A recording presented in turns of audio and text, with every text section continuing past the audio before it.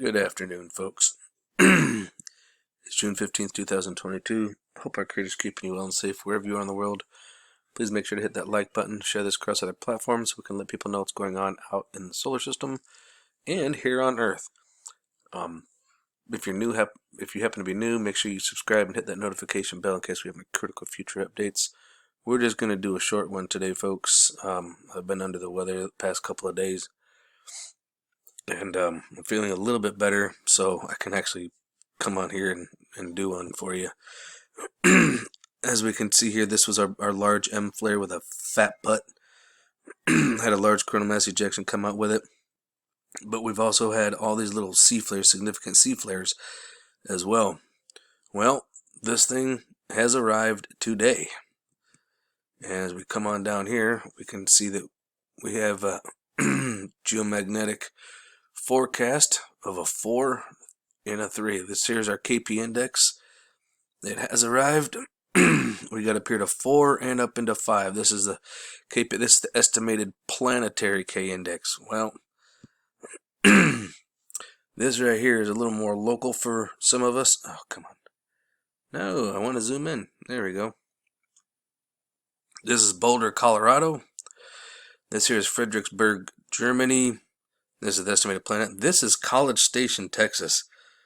We got up to a 7. And that ain't good. So, yeah, we've had 4. Now, each one of these little bars are 3-hour blocks. So we've got 6 hours at KP4, 6 hours at KP6, and right now we're at 3 hours at a KP7. Who knows what else is going to happen with it. Oh, yay. Happy day, right?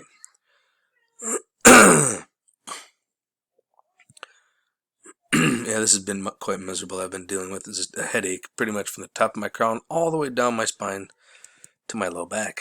I think the moving finally has caught up with me from doing all the lifting. So we've got some new sunspots. We got 3031. It's developing. There's a lot of activity going on. In fact, actually, let's come on all the way back up to the top here. Let's come on over here and take a peek at our favorite little lass here. Check it out. This is all Earth facing. This right here is the eastern limb. We've got 1, 2, 3, 4, 5, 6, 7 directly facing us. Now I am expecting here in the next 2 to 3 days of some major activity, of like some large flares, coronal mass ejections. I am personally expecting it. This is a lot of activity. Now, that being said, how many times have we seen all these sunspots that are active and facing us, and then they just calm down and they don't do anything too? That's pretty diggum weird that it just kind of happens to be that way. But we're starting to get to where we're getting higher up in the levels. I don't think it's going to last that way much longer. I think we're going to wind up getting activity myself, and I'll show you why. As we take a look here, looking at our BT and BZ scales, and right here we can see where we absolutely got a hit. Right here, our speed all of a sudden increased, got up to 600 kilometers per second. Density shot all the way up here to 30 centimeters cubed, and then kind of bounced back down and recovered. So we did get that. That is a plasma smack. It wasn't very big, but it was something, which is good. It wasn't a very big plasma amount, so that was good. Temperature didn't really affect us too much. It only went up 10 to the 6th. But as we can see, our BZ and BT, yeah, it came down to -10. So -10 and +10, that's an absolute event. But here we are now, and we're actually recovering from that right now. So that's always good. Here's a look at our Ace Mag and Sweep Ham, a different model that I've used many times. And yeah, we can see the same thing here. And then it recovered. But what happened to this data? Where's the data, you guys? Alright, over the last 24 hours, we did have a G1 minor storm, geomagnetic storm. This is our latest observed, so we're actually into the normal range where we're supposed to be.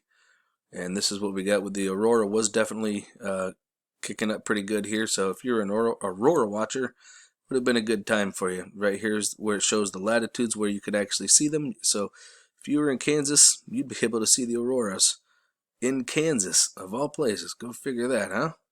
Pretty cool.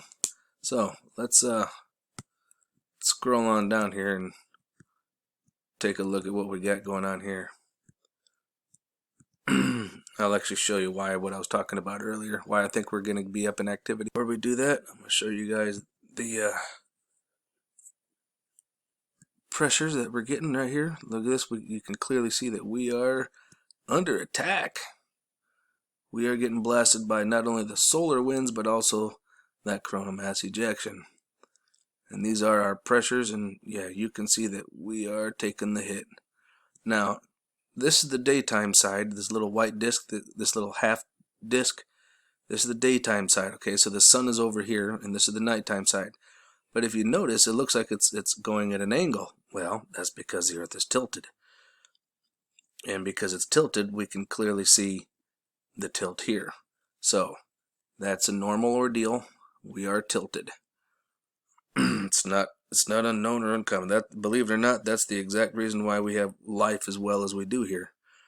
Because if we were straight up and down and going around like normal, the planet would be a very different surface. This is the reason why I think we're going to be getting a whole lot more activity here soon. This is our sunspot number progression. And as you can see, we are way above. The predicted values was 39.7. We're at 96.7. Their total value was only 115.3 sunspots for the entire solar cycle. Okay, we're already at 96, and we're not even done with 2022 yet, folks. This baby is going to be way up here. Like, it's going to be way up here. So we're going to be seeing a lot more activity as far as sunspot groups. Now, as far as radio flux, now I hope you guys are sitting down, because well, let's just say I'm going to blow your skirt up whether you're wearing one or not. Total amount they were predicting was 135 radio flux, basically, of radiation that we're going to get. Okay, radio flux 135.8. We're already at 134. Not even done with 2022 yet, and this thing peaks in 2025. So you tell me, if you go by this trajectory, it's going to be way up here. Way up here. So, like I said, we're going to have a whole lot. And I expect it to start in the next few days. This is a look at our Italian model for our Schumann. And as we can see, there is some serious activity going on. In fact, if we actually come down a little bit, since it's only showing us this part, there was all of this before it. So that's quite a bit of activity right there. Wouldn't you think? I think so. That's pretty nutty. Now if we come over and look at our Tomsk-Russia, this was from yesterday into today. We had a definite blast off from yesterday in Tomsk-Russia, and it looks like we've got some more activity going on here. Now yesterday we actually did have a full moon. Last night it was actually called a strawberry moon. And then today we've got the waning gibbous, which is 98% illuminated. So this, for those of you who like to follow the moon, like I said, I haven't been feeling well, otherwise I would have been on top of this one for you. So keep your eyes open, no fear, and remember that love is the only way forward. So live without.